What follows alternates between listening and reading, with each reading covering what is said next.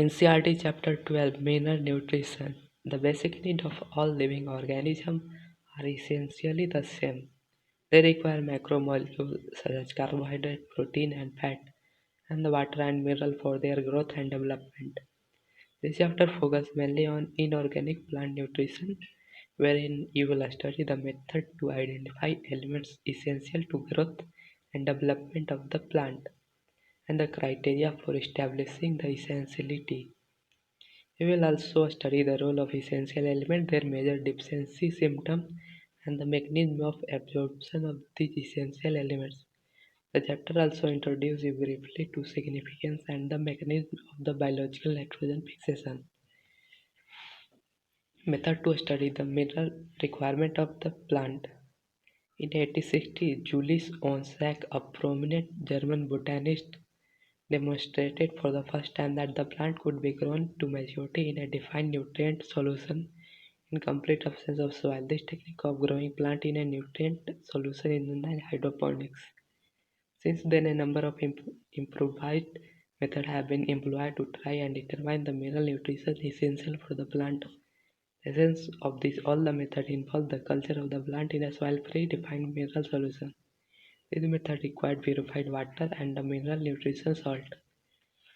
After a series of experiments in which the root of the plant were immersed in nutrient solution wherein an element was added, substituted, removed, or given in a varied concentration, a mineral solution suitable for plant growth was obtained. By this method, the essential elements were identified and their deficiency system discovered. Hydroponics has been successfully employed as a technique for the commercial production of vegetables such as tomato, seedless cucumber, and lettuce. It must emphasize that the nutrient solution must have adequately aerated to obtain the optimum growth.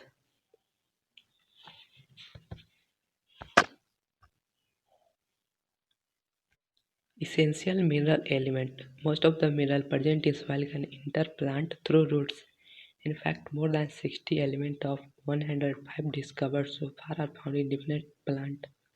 Some plant species accumulate selenium, some other gold, while some plant growing near nuclear test site take up radioactive strontium. There are the techniques that are able to detect the mineral even at low concentration. The question is whether all the diverse mineral elements present in a plant, for example gold and selenium as mentioned above, are really necessary for plant.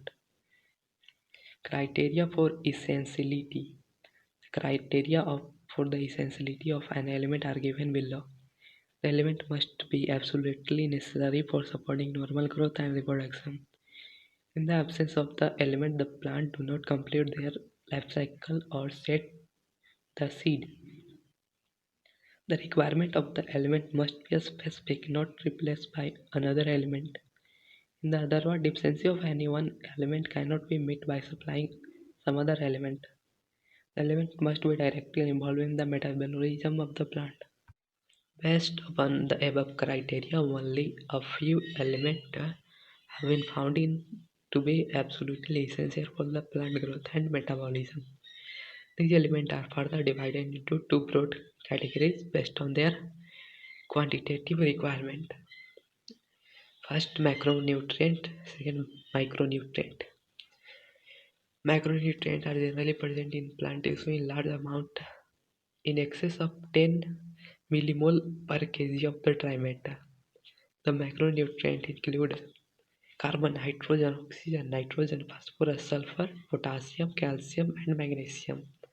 Of these, carbon, hydrogen, oxygen are mainly obtained from CO2 and H2O, while the others are absorbed from the soil as a mineral nutrition. Micronutrition or trace elements are needed in very small amount, that is the less than 10 millimole per kg of dry matter.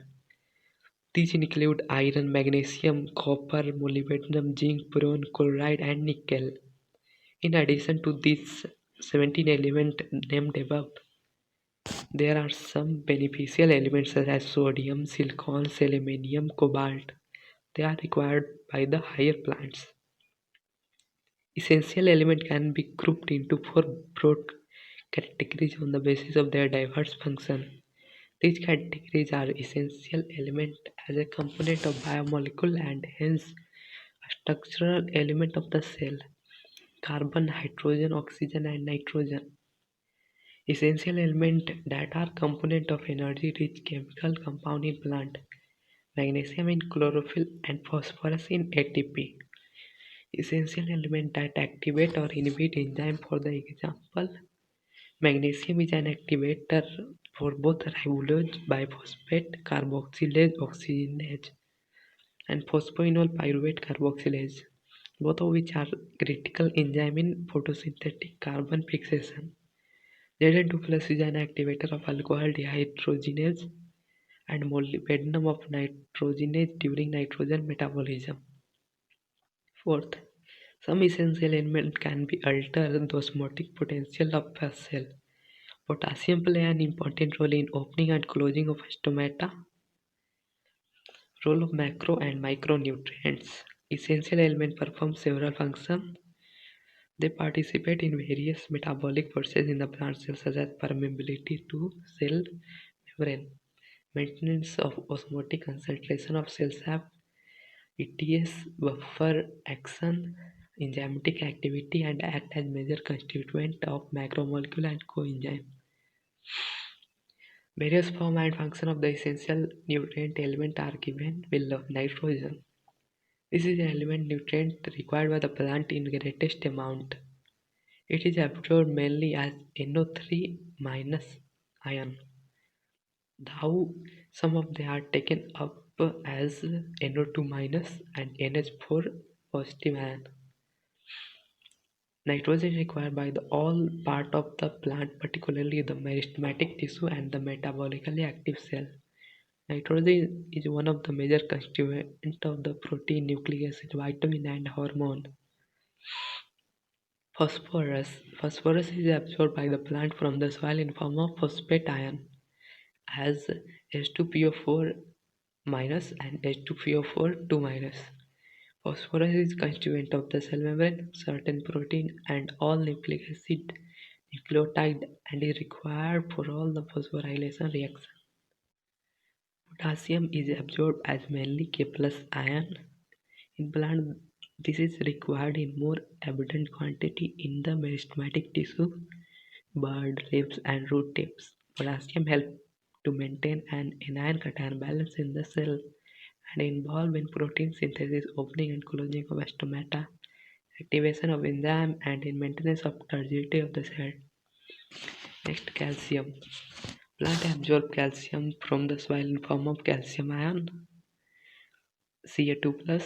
Calcium is required by the meristematic and differentiating tissue. During cell division, it is used in synthesis of cell wall, particularly as calcium pectate in the middle lamella. It is also needed during formation of mitotic spindle. It accumulates in older leaves. It is involved in normal functioning of the cell membrane. It activates certain enzymes and play an important role in regulation of metabolic activity. Next, magnesium. It is absorbed by plant in form of divalent Mg2 plus. It activates the enzyme of respiration, photosynthesis and involved in the synthesis of DNA and RNA. Magnesium is constituent of the ring structure of chlorophyll and help to maintain the ribosome structure. Sulfur. Plant obtains sulfur in form of SO4 2 minus. Sulfur is present in two amino acids, cysteine and methionine. Is the main constituent of several coenzymes, vitamin, thiamine, biotin, coenzyme A and pyridoxine. Next, iron. Plant obtain iron in form of ferric ion Fe3 plus. It is required in larger amount in comparison to other micronutrient. It is important constituent of all protein involved in ETS like pyridoxine and cytochrome. It is reversibly oxide from Fe2 plus to Fe3 plus during electron transfer. It activates catalase enzyme and essential for the formation of chlorophyll. Manganese. It is absorbed in form of manganese ion Mn2 plus. It activates many enzymes involved in photosynthesis, respiration and nitrogen metabolism. The best defined function of manganese is the splitting of water to liberate oxygen during photosynthesis. Zinc. Plant obtain zinc as Zn plus ion. It activates various enzymes, especially carboxylase. It also needed in synthesis of oxygen. Next, copper. It is absorbed as cupric acid CO2 plus. It is essential for overall metabolism in the plant. Like iron, it is also associated with a certain enzyme involved in redox reaction and reversibly oxidized from Cu plus to Cu2 plus. Boron. It is absorbed as BO3 3 minus or B4O7 2 minus. Boron is required for uptake and utilization of calcium 2 plus membrane function and pollen germination, cell elongation, cell differentiation, and carbohydrate translocation. Next, molybdenum. Plant obtained in form of molybdate and MO2 2 minus. It is a component of several enzymes including nitrogenase, nitrate reductase, both of which participate in nitrogen metabolism. Chlorine. It is absorbed in form of chloride anion. Along with sodium and potassium, it helps in determining solute concentration and the anion-cation balance in the cell. It is essential for water splitting reaction in photosynthesis reaction that lead to oxygen evolution. Deficiency symptom of the essential element. Whenever the supply of an essential element becomes limited, plant growth is retarded. The concentration of the essential element below which plant growth is retarded is termed as critical concentration. The element is said to be deficient when present below the critical concentration.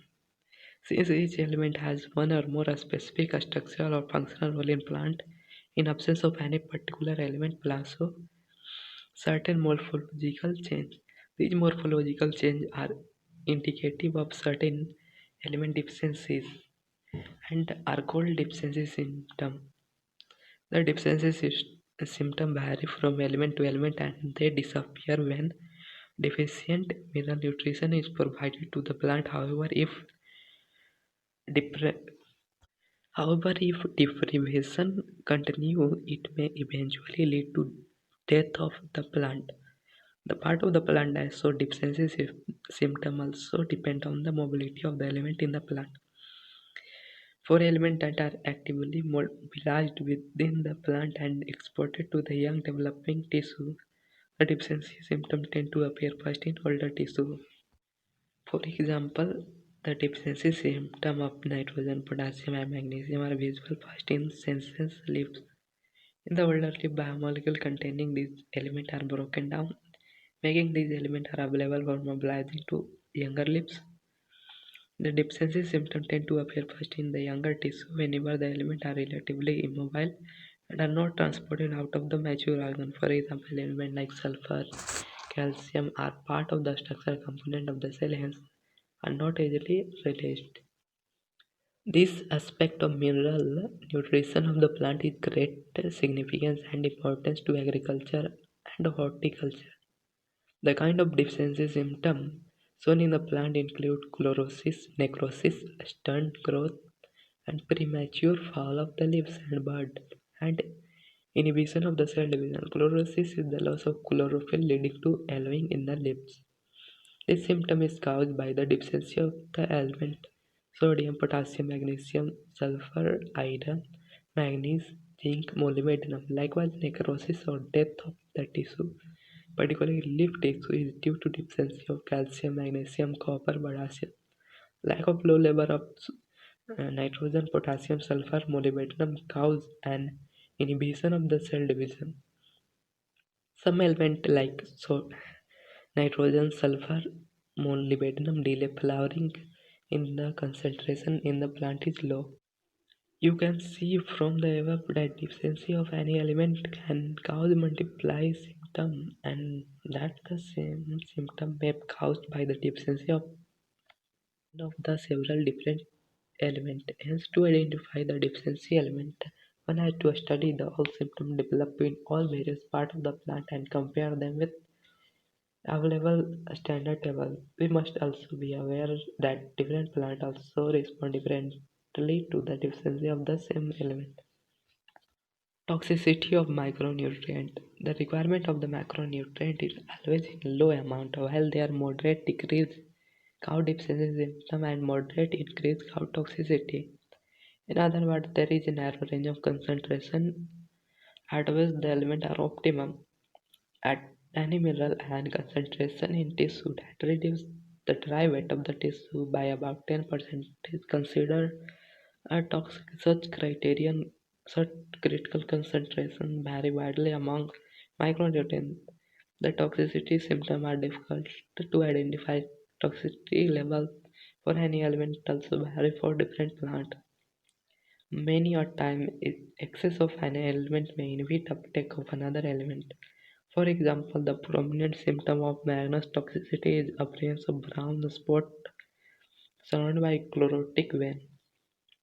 It is important to know that manganese competes with iron and magnesium for uptake, with magnesium for binding with enzyme. Manganese also inhibits calcium translocation in Sut-effects.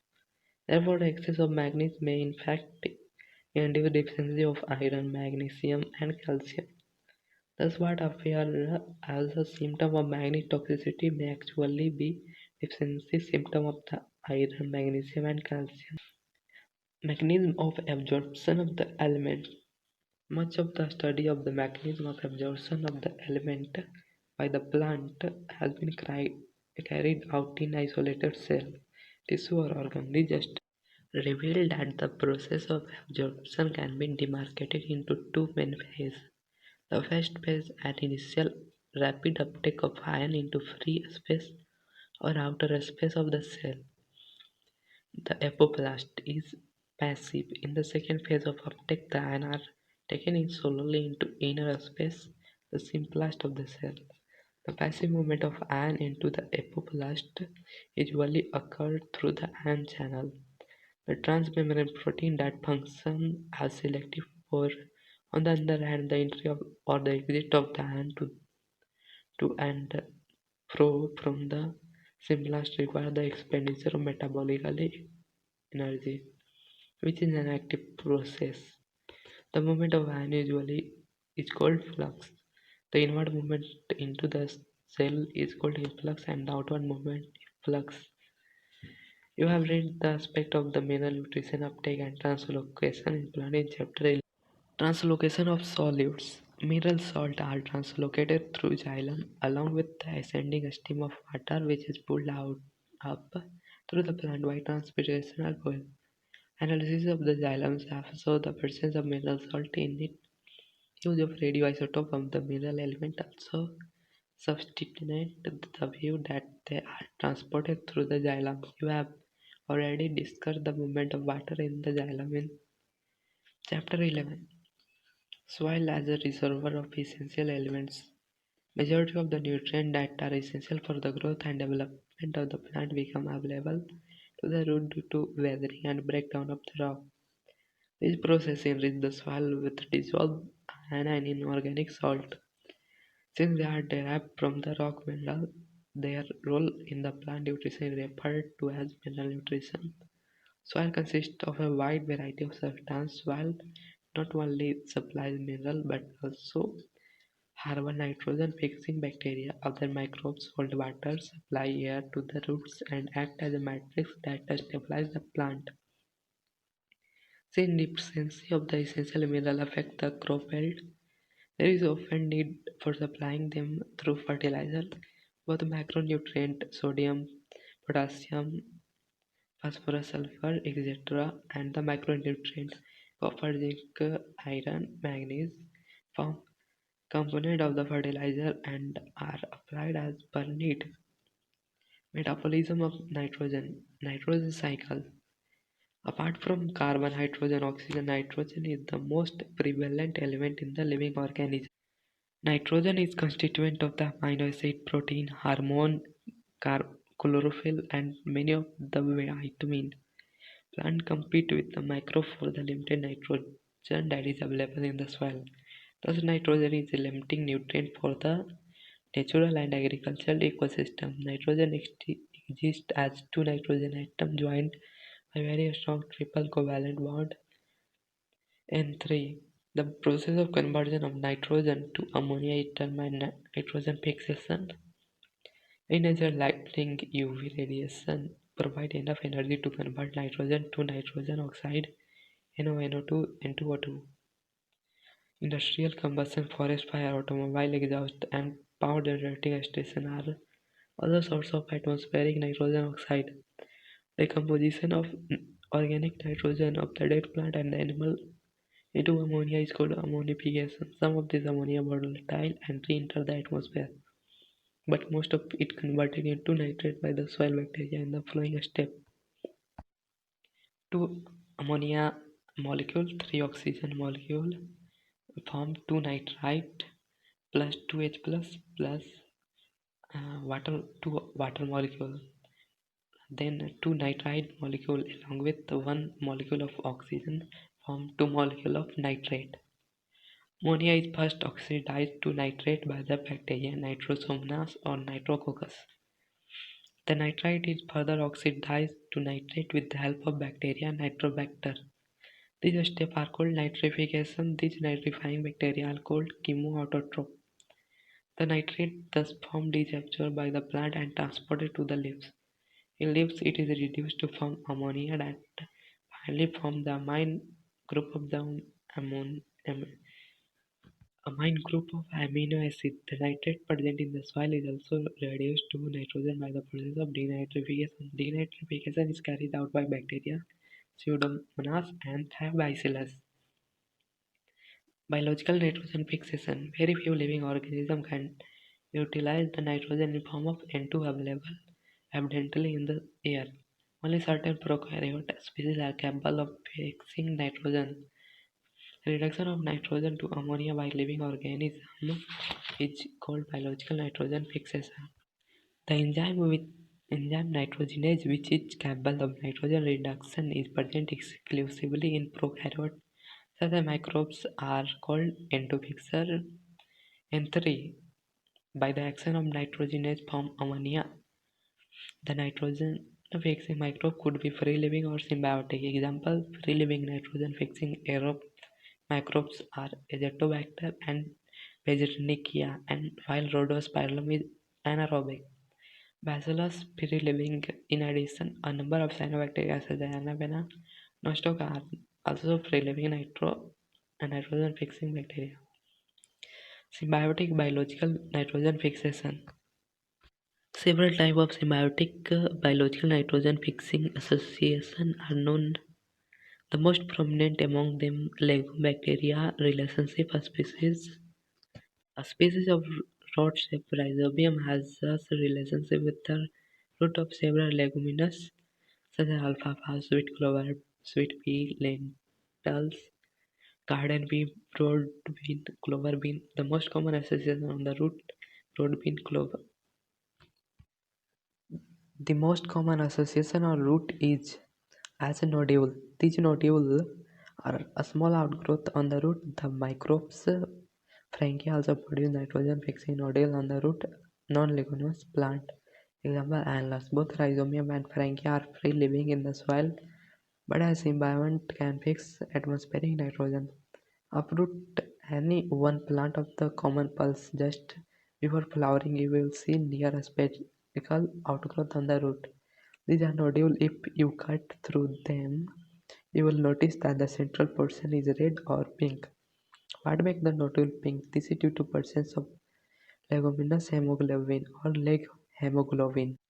Nodule formation. Nodule formation involves a sequence of multiple interactions between rhizobium and the root of the host plant.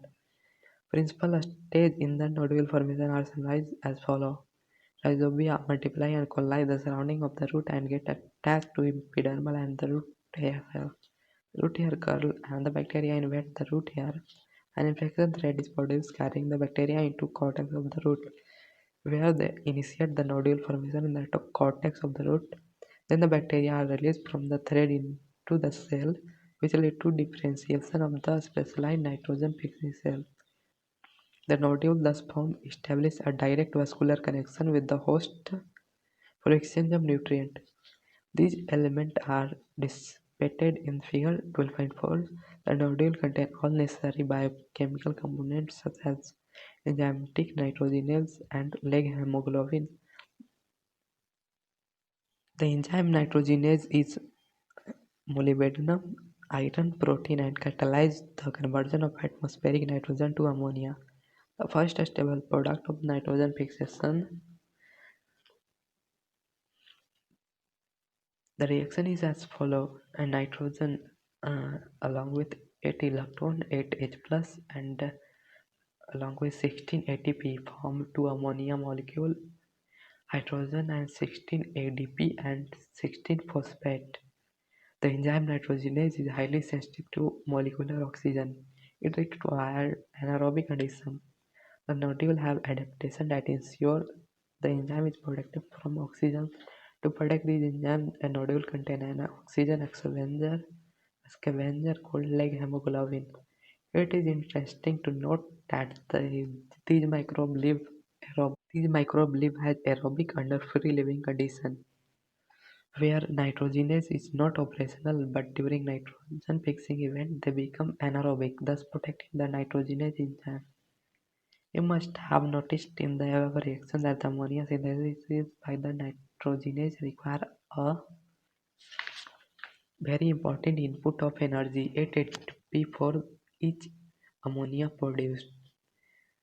The energy required thus obtained from the respiration of the host cell. Fate of ammonia. At physiological pH, the ammonia is protonated to form ammonium ion, while most of the plant can assimilate nitrate as well as ammonium ion. The latter is quite toxic to the plant, hence cannot accumulate in them. Let us now see how ammonium ion is used to synthesize amino acid in the plant. There are two main ways they, uh, in which this can take place. Reductive amination. In this process, ammonia reacts with alpha-ketoglutaric acid and form glutamic acid as indicated in the equation given below. Alpha-ketoglutaric acid plus ammonium ion along with NADPH by the action of enzyme glutamate dehydrogenase form glutamate plus water plus NADP. Second method is transamination. It involves the transfer of the amino group from one main amino acid to the keto group of the keto acid. Glutamic acid is the main amino acid from which the transfer of NH2 the amino group takes place and other amino acids are formed through the transamination. The enzyme transaminase catalyzes all such reactions. The two most important amide, asparagine and glutamine found in plant are the structural part of protein. They are formed from two amino acids, namely aspartic acid and glutamic acid respectively, by addition of another amino group to each. The hydroxyl part of the acid is replaced by the another NH2 minus radical. Since amide contain more nitrogen than the amino acid, they are transported to the other part of the plant via xylem vessel. In addition, along with the transpiration stream of the nodule, some plant, example soybean, export the nitrogen as ureides. These compounds have particularly high nitrogen to the carbon ratio.